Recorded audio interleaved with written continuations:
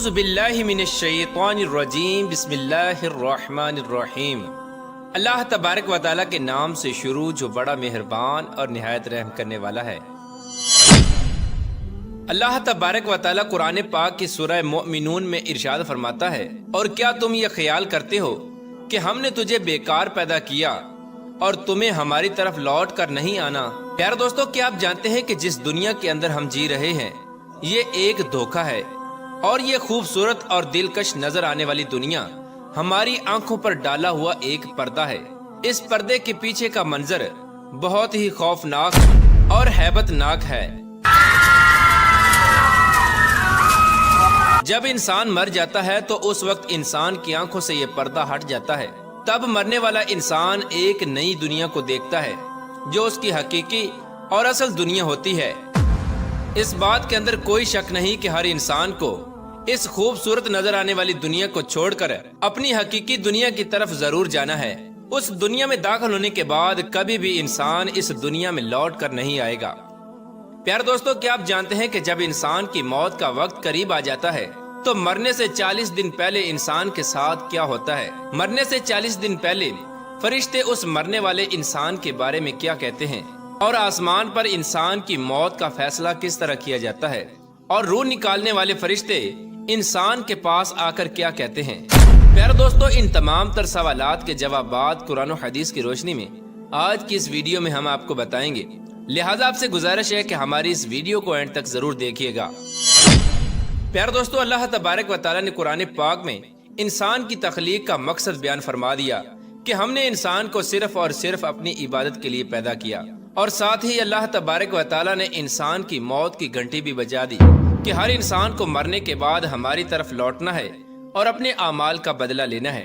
پیارے دوستو، اللہ تبارک و تعالیٰ کے عرش کے نیچے ایک درخت ہے جس کا نام شجرۃ المنتہا یا سدرۃ المنتہا ہے۔ یہ درخت کتنا بڑا ہے اس کا اندازہ اس بات سے بخوبی لگایا جا سکتا ہے کہ اللہ تبارک و تعالیٰ نے اس کائنات کے اندر انسانوں اور انسانوں کے علاوہ جتنی بھی مخلوقات کو پیدا کیا ہے ان کی تعداد کے برابر اور ان کی گنتی کے برابر اس درخت کے پتے ہیں، اور ہر ایک پتے پر ہر ایک انسان اور جاندار کا نام تحریر ہے۔ پیارے دوستو، روایات میں آتا ہے کہ جب انسان کی موت کا وقت قریب آتا ہے اور اس کی عمر ختم ہو جاتی ہے اور انسان کی موت واقع ہونے میں 40 دن باقی رہ جاتے ہیں، تو اس وقت حضرت اسرائیل علیہ السلام کے سامنے اس درخت کا ایک پتا گر جاتا ہے۔ اس پتے پر اس بندے کا نام تحریر ہوتا ہے جس کی موت واقع ہونے والی ہوتی ہے۔ اس طرح جب شجرۃ المنتہا سے جس انسان کے نام کا پتا گر جاتا ہے اس وقت آسمان کے تمام فرشتے اس شخص کو مردہ کہنا شروع ہو جاتے ہیں، اور وہ مرنے سے 40 دن پہلے فرشتوں کی لسٹ میں مردہ لکھ دیا جاتا ہے۔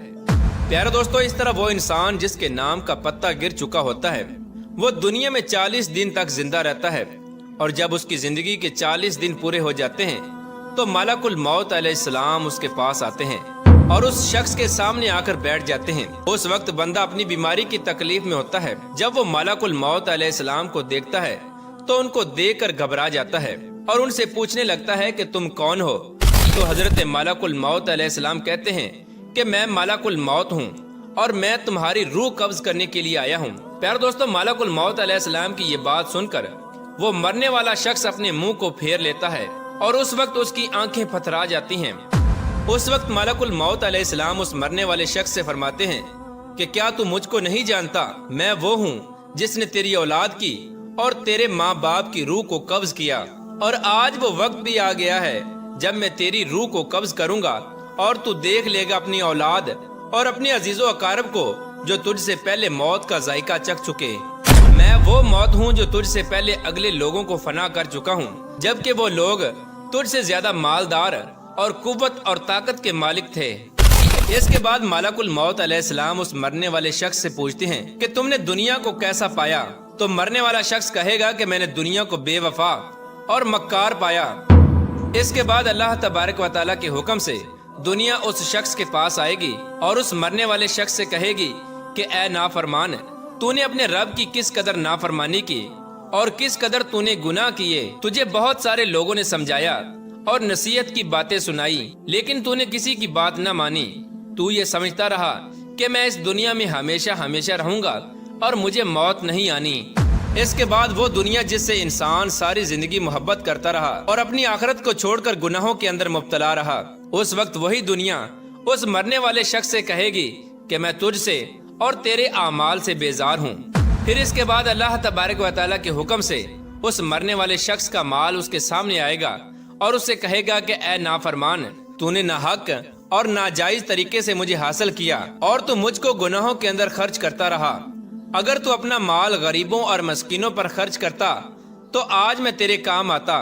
پیارے دوستو، اس کے بعد مرنے والے انسان کی زبان بند ہو جاتی ہے، اور جب مرنے والے انسان کی زبان بند ہو جاتی ہے تو اس کے بعد 4 فرشتے اس کے پاس آتے ہیں اور سلام کرتے ہیں۔ جب پہلا فرشتہ آتا ہے تو مرنے والے شخص کو سلام کرتا ہے، اور سلام کرنے کے بعد اس بندے سے کہتا ہے کہ اے اللہ کے بندے، میں تیری روزی پر موکل فرشتہ ہوں۔ میں نے پوری روئے زمین میں مشرق سے لے کر مغرب تک تیرے رزق کو تلاش کیا، مگر تیری روزی کا ایک بھی لقمہ میں نے کہیں نہیں پایا۔ اس کے بعد دوسرا فرشتہ آتا ہے اور سلام کرنے کے بعد اس مرنے والے شخص سے کہتا ہے کہ اے اللہ کے بندے، میں تیرے پانی پر موکل فرشتہ ہوں۔ میں نے پوری روئے زمین میں مشرق سے لے کر مغرب تک تیرے پینے کے پانی کو تلاش کیا، لیکن تیرے پینے کے لیے مجھے ایک بھی قطرہ نہ ملا۔ پھر اس کے بعد تیسرا فرشتہ آتا ہے اور سلام کرنے کے بعد کہتا ہے کہ اے اللہ کے بندے، میں تیری سانس پر موکل فرشتہ ہوں۔ میں نے پوری روئے زمین میں مشرق سے لے کر مغرب تک تیری سانس کو تلاش کیا، مگر تیرے لیے ایک بھی سانس نہ پایا۔ اس کے بعد چوتھا فرشتہ اس مرنے والے شخص کے پاس آتا ہے اور سلام کے بعد کہتا ہے کہ اے اللہ کے بندے، میں تیری عمر پر موکل فرشتہ ہوں۔ میں نے مشرق سے لے کر مغرب تک تمام روئے زمین کے اندر تیری عمر کو ڈھونڈا، مگر تیری عمر کا ایک بھی حصہ نہ پایا۔ اس کے بعد نامہ اعمال لکھنے والے 2 فرشتے اس مرنے والے شخص کے پاس آتے ہیں اور اس کو اس کا نامہ اعمال دکھاتے ہیں۔ جب مرنے والا شخص اپنے نامہ اعمال کو دیکھتا ہے تو اس وقت میت کی آنکھوں سے آنسو جاری ہو جاتے ہیں، اور وہ مرنے والا شخص اپنی دائیں بائیں دیکھنا شروع ہو جاتا ہے اور اپنا نامہ اعمال پڑھنے سے ڈرتا ہے۔